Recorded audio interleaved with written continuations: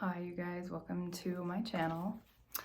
I know it's been a little while since I posted a video, but I got one all recorded and everything for you guys, and it had no audio. So here I am making another one that has audio. So I hope you'll bear with me here, and we can catch up a little bit, and then I'm just gonna answer some of your questions that you guys had on my hair video mostly, and there was a couple of other questions on a couple of the other videos, and so I just wrote them all down and I'm going to answer them all for you as best as I can, best of my knowledge. I do want to say, like, everything on this channel is to the best of my memory, my knowledge, my personal experiences and knowledge. So with that being said, I've been away for a minute. I've kind of been getting on top of my health, just doing a few things like that, and of course, like, busy with my kids and all of that good stuff. So right now I'm working on making a video for you guys about, like, kind of sort of how I am doing with the whole realizing what's good. I'm still trying to decide what to call this video. Realizing what's good and realizing what did me harm, kind of picking that apart. I've been working on that a little bit, and to just kind of decide, like, what was it in my childhood that was good to me and what doesn't serve me. So that's been just really eating on my brain, and I'm really excited to make that video for you guys. It will take a little bit more time though, because I'm putting a lot into it, and it is a pretty touchy subject and stuff that I gotta work through too. So thanks for the support on this channel. I sure do appreciate everybody who comes here and comments nice things and asks questions and tells their stories. I love that. So thank you so much for interacting with my channel and showing interest in my story. So the first question I have here is, do other polygamous groups wear their dresses and do their hair this way? In response to my hair video. And no, not that I'm aware of, not in that exact way. They are modest, the other groups. They definitely prioritize modesty, but not in this way, not in this particular style and hair fashion. I'm not sure how it even morphed into what it is today. I think that just over time, little changes were made into the hairstyles that you see today, because if you go back and you look in pictures of people from my community in the 40s and the 1940s and the 30s and stuff like that, then to me, it looks like they matched their era pretty well. So it wasn't like they had a lot of dress restriction then, or hair restrictions. I mean, they looked like their time. So I think that those restrictions just came over the course of just finding more ways to be even more modest, and whatever. So many different viewpoints of this though, because everyone's experience was so individualized that I can't really quote for anybody else. So what was the next question I have here is, what was the significance of the high poof wave, and did it symbolize anything in particular? The significance was to wear your hair up off your neck. Doing it up on your head was the more appropriate thing to do. And it kind of just showed that you were, in some families, it kind of meant that you were more obedient and stuff, because I used to wear my hair with no wave, and just, French braid with no wave, to be rebellious. So And that was just my family, though. They liked that my grandfather and my mother and the people in charge of me thought that a wave looked better and that it was more pretty or something, that just, you know, was better for me, and better for the girls in the house. And so they liked their daughters to wear waves most of the time. When we could wear no waves with permission from the parents would be like camping trips, and so that was something we did quite a bit of, was the camping on the Kaibab Mountain and going to visit the Grand Canyon and all that kind of stuff. So in that situation, a wave wasn't required. Of course, you could if you wanted to, but for my grandfather's family, as that's where I was raised in my teenage years before I left, so didn't really symbolize anything other than just keep your hair up and, you know, a modest hairstyle that was approved. So a lot of people just did it, and a lot of people did different hairstyles too, and I'll talk about that one in a minute because somebody asked a similar question about that. So the next question is, were there different hairstyles depending on age, or did all the women, all the way from little girls to old ladies, wear this style? And so yes, there were different hairstyles for the different ages. So when I was a little girl, then I didn't wear waves because my mom would just do my hair in different styles of braids. So whether it was 2 French braids, or, you know, split the hair and do some braids and then, you know, braid the back, she would do my hair that way as a child, and then do her own hair with the wave and everything. And so there was different age ranges for that particular style when I was little. Although I do remember some families who just, yeah, it was also the other way too. It was also little girls and old ladies wearing the same style. You know, granted that the old ladies had enough hair. Sometimes they would have to do different styles because their hair was thin or short, or, you know, and so you just did what you could. You did the best you could with your hair to be modest, basically.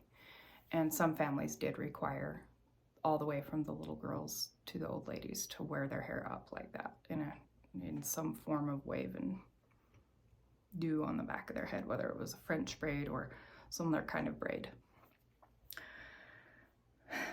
Does all the ratting damage your hair? Yeah, it does. Really bad, actually. So I know actually some of my friends, when I was in 7th grade, homeschooled. We were private schooled, and anyway, I was in 7th grade, and one of my friends let me know that she actually used balls of hair that she made from her hairbrush. So she just made these balls of hair and then tuck them into her wave so that she didn't have to live in hell out of her hair, because it really does damage the top of your hair on your scalp here, and you will get way over time if you keep doing your hair like that. Then you get thinner and thinner hair until you can see right through it, and it really is horrible for your hair, actually very horrible for your hair. And so I know that some women who didn't know a better way and ratted their hair would have really thin hair, and it's really sad actually, because they didn't know what to do about it, and they didn't know that was what was damaging their hair. And so then the last question on the hair videos was somebody asking, and this isn't exactly how they worded it, but this was pretty much what they were asking, was what the cultural significance of the style of dress for the women was.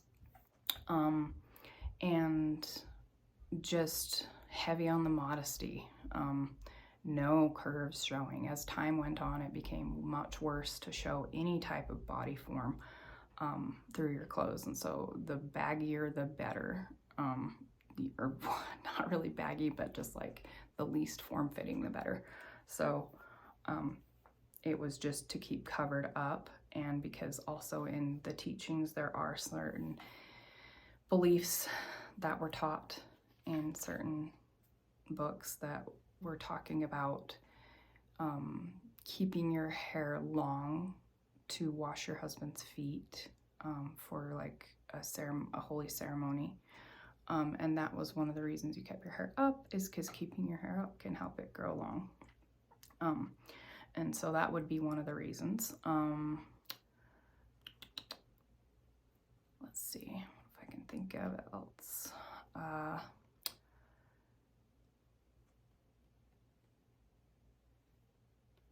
It would have been definitely to keep your hair up off your face, because to have your hair like this, you know, was worldly, and it meant that you were, you know, maybe you're lusting or wanting, having feelings that you shouldn't be having or something like that. You know, maybe you're being rebellious, and, you know, so to leave your hair in something like this was a big no-no.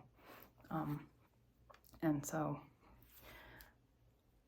the older I got, the bigger of a deal it was, honestly, because as a little kid, I don't really remember it being a big deal if I let my hair hang all day.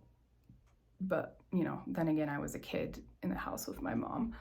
And as I got older, I was a teenager, and I think they really were worried what us girls were up to, because we were kept tabs on a lot harder core, or that's not even a word, but than the boys.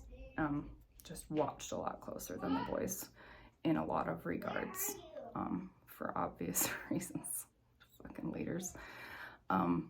But anyway, yeah, that was all the questions on the hair video. And I only found 2 more on my other videos that I wrote down here today. So one of them was, do I still see family on the inside? I recently talked to my mother for what to me feels like is going to be the last time for a really long time. I mean, of course, I hope that someday she comes out and she is in my life again, because I miss her really bad. But I don't really see any family on the inside anymore. I used to. It got more strict, especially after COVID hit. They used COVID to just really mess with everybody's psychology and mess their brains up about the destructions again. So my mom had been coming around more and answering my calls and texts more often up until that whole thing. And then, of course, the leaders had to play into everybody's fear about the destructions and re-scared everybody back into their testimonies. So my mom pulled away from me again. That was really hard, because I had a sibling who was going through a lot, and she needed to be there. My mother did, and she wasn't there, and it was just rough. It's rough to not have your mom. So that's where that's at. I think her and my little brother, they're the last of my family that are still in, of my immediate family that are still in, and I don't talk to them at all. She's actually asked me, pretty much sent me a goodbye text last time I talked to her. When my sibling was in the hospital, I tried getting a hold of her to try to get her to talk to the doctors and, you know, explain to them some of my family's history and stuff like that, and to go see her and stuff. But she, you know, basically told me after we had our conversation and everything, that in a text that she must say goodbye now to all of her children, and sent a little message that I was supposed to forward to each one of my siblings from her that was just saying, this is goodbye forever. And so just keeping on, hanging on to the hope that she is gonna see for herself that there's so much more to life than where she's at right now, and she doesn't have to live in all that sadness and loneliness and honestly, the misery that she's going through has to be pretty rough right now. So I actually feel really sorry for her. Because I know she misses her kids, but she's very tormented psychologically. So I just, yeah, if there's anything anyone can do for me, drop a little energy, prayer, whatever it is that you do or believe in, to the universe, to God, and help my mom see the light. That'd be pretty cool. You know, so the last question that I'm going to talk about here is going to tie into the next video that I make. And that one's, did I go to church while I was in the Prescott area? I think in one of my videos I told you guys how I had my first child down in Prescott, Arizona. And I did not go to church while I was in Prescott. I actually at that time had absolutely no desire to have anything to do with God, religion, church, anything like that. Was the furthest thing from my mind. The only reason I wrote letters to try to get back into the FLDS was literally to just be able to stay in contact with my family. In my heart, I didn't really believe the teachings, and that, you know, I didn't want to go back for the church. I wanted to be accepted by my family that was still in. So I didn't even attempt to do church in Prescott. I remember having a couple friends when I lived in Las Vegas right after I got married, who went church hopping in Las Vegas, and they had the greatest old time, but I didn't go because I was so fresh out of the FLDS that I was, you know, going church hopping. Was like, no, I'd rather die than go back to church. But I have tried church since. I have actually been to I've been to a Mormon service, I've been to a Christian service, and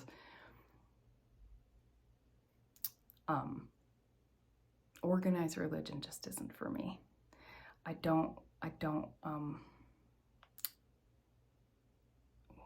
lost my train of thought. I don't judge anybody for being Christian or Mormon. I really don't. I just, for myself personally, that doesn't work for me. I just, to each their own. And we can talk about that more in the next video. I think I got a really good idea of how I can go about it, because it is triggering for me in certain instances. Sometimes like things come up and I'm just like, whoa, I'm still triggered about that. And so yeah, it is what it is. But we'll see you in the next video, and thank you for watching and being here and supporting the channel in any way that you do. Yeah, I hope you have a wonderful day.